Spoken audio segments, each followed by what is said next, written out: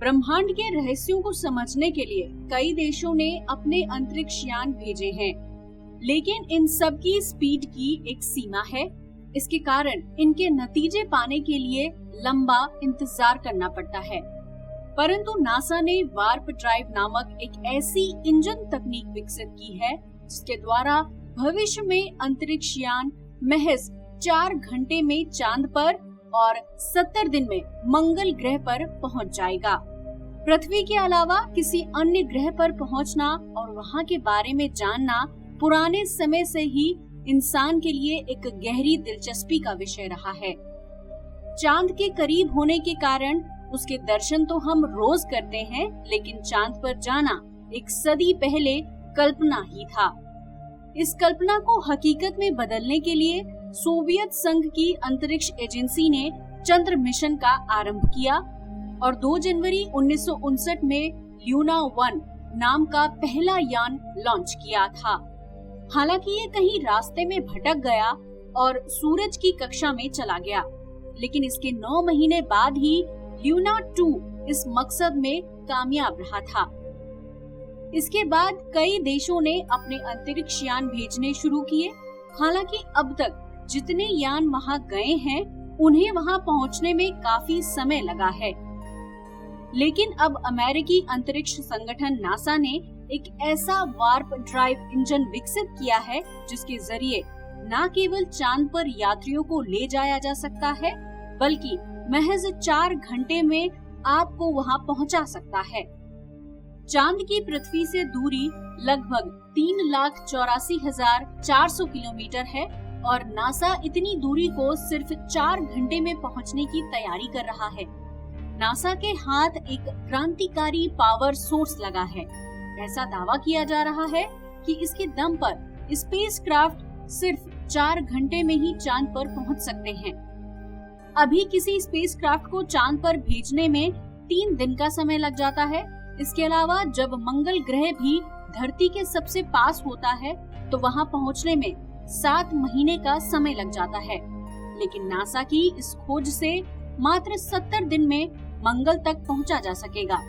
सबसे बड़ी बात ये है कि ये सिस्टम इतना छोटा है कि इसे सूटकेस में बंद किया जा सकता है और ये सदियों तक उड़ता रह सकता है।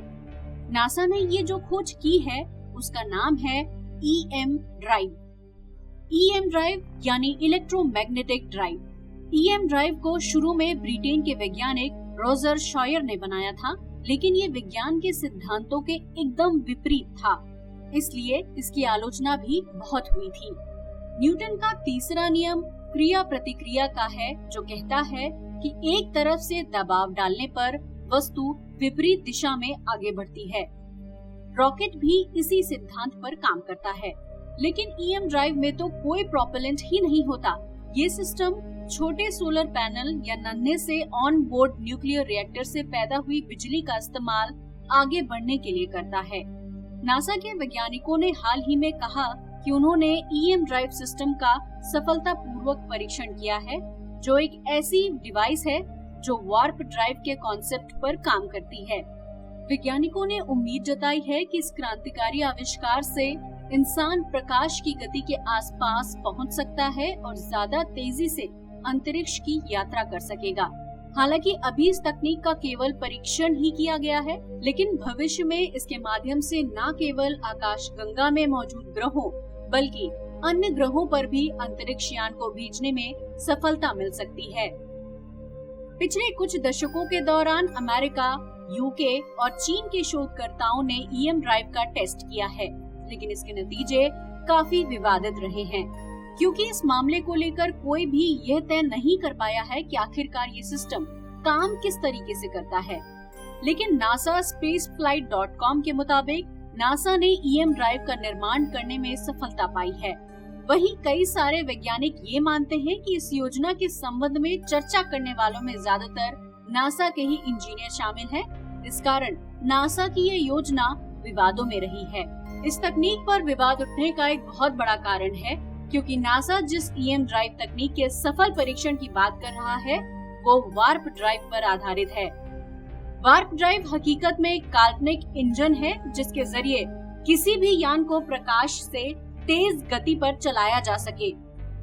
सामान्य सापेक्षता सिद्धांत किसी भी वस्तु को साधारण स्पेस टाइम में प्रकाश की गति से तेज जाने की अनुमति नहीं देता। वार्प शब्द का मतलब मरोड़ होता है और काल्पनिक वार्प इंजन में स्पेस टाइम को मरोड़ने का विचार रखा जाता है।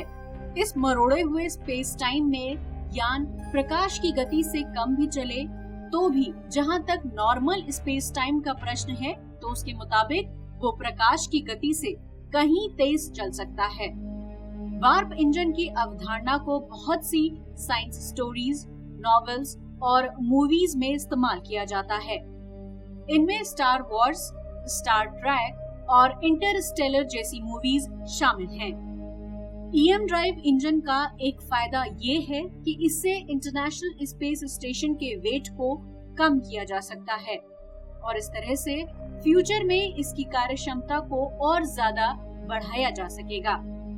इसी तरह से ईएम ड्राइव टेक्नोलॉजी को पृथ्वी के आसपास चक्कर काटने वाले जियो स्टेशनरी ऑर्बिट सैटेलाइट पर भी लागू किया जा सकता है। इसमें उसके इंजन को ईएम ड्राइव से बदला जा सकता है जिससे पहले के मुकाबले कम थ्रस्ट की जरूरत होगी और इससे लॉन्च भार को 3 टन से घटाकर 1.3 टन किया जा सकता है। साथ ही इसकी मदद से लो अर्थ ऑर्बिट में सैटेलाइट को लॉन्च किया जा सकेगा जहां इसके सोलर उपकरणों और एंटीना को लगाया जा सकता है।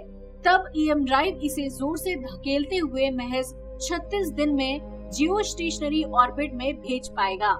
इस तरह यान अपने साथ 2 से 6 यात्रियों को ले जाने में सक्षम होगा और हाइड्रोजन और ऑक्सीजन आधारित ईंधन का इस्तेमाल करते हुए महज 4 घंटों में पृथ्वी की सतह से चंद्रमा की सतह तक पहुंच पाएगा।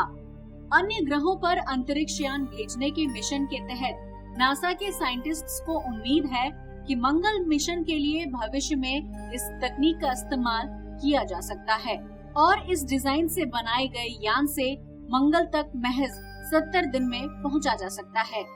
ईएम ड्राइव इंजन का कॉन्सेप्ट न केवल अन्य इंजनों की तुलना में सरल है बल्कि इसकी कामयाबी एक असंभव को संभव बनाने जैसी होगी क्योंकि इसके लिए बड़ी मात्रा में ईंधन की जरूरत नहीं होगी। व्यूअर्स, अगर आपको ये वीडियो पसंद आया हो तो इसे लाइक करें और हमारे चैनल को सब्सक्राइब भी करें। Thank you viewers.